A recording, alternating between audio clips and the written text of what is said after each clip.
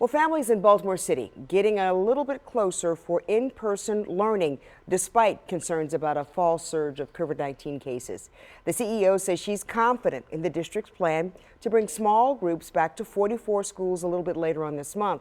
And we were able to check out those classrooms set up during a virtual town hall meeting tonight.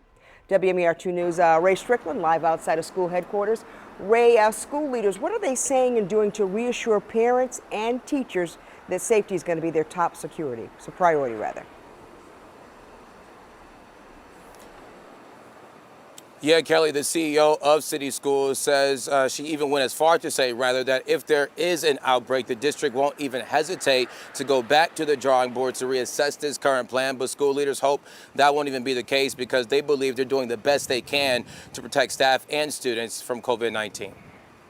I am concerned. Despite an increase in new COVID-19 cases in more than 36 states across the country, including Maryland, Baltimore City Schools CEO Dr. SONJA SANTELISES says the district will move forward with his plan to bring students back into the classroom. It's part of why, again, we're emphasizing small groups returning. Students in pre-K, kindergarten, 6th and 9th grades, as well as those having difficulty virtually learning, are among some of the kids set to go back later this month. Students with special needs are scheduled to return a week earlier.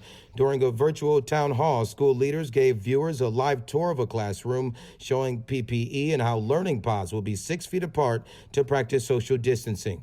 Currently, the plan is to have no more than 6 or 7 students in about 4 to 5 classes at a time. Schools will get sanitized. There is a process by which for classrooms and bathrooms, it's 3 times a day. The district says 44 schools will reopen and all students will be required to wear a mask. We're watching the city's measures and we're watching our own numbers to make sure that if the time comes, we will not just close our pods like we are used to doing in cases of COVID, but we might need to restrict or cap numbers based on what the shifts are in the city.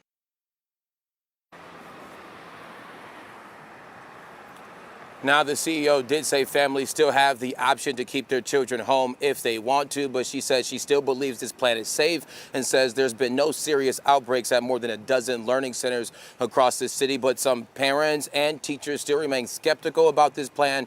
We did reach out to the Baltimore Teachers Union to get a comment on this, but we did not hear back. Live in Baltimore, Ray Strickland, WMAR 2 News.